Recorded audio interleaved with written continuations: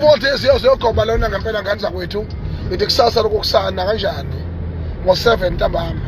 umongameli wamabhinqa ngiyazi kade nangigcina ngani zakwethu kodwa ke kusasa na kanjani umongameli wamabhinqa uzobe khona ngo7 ntambama ezokhuluma ngeenkinga ezikhona ezweni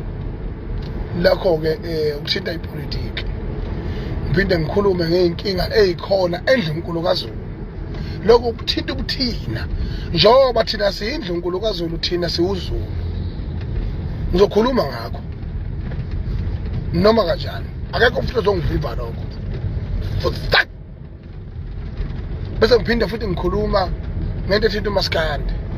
la ngiyinkosana khona ngabe ngakhona ubhodlozo kuba ngibe inkosana imini olawulayo akho ishiphi lapha ezofika zizogxamalaza nje zizocabanga ukuthi khona into eziyaziyo nezifisa ukuthi kwenzeke ngeke ngizokhuluma ke mina ngalezi zinto zontathu kusasa lokusango 7 ntambama cela neze show yokuthi cash ngiqhubha phansi ngeqolo neze show ukuthi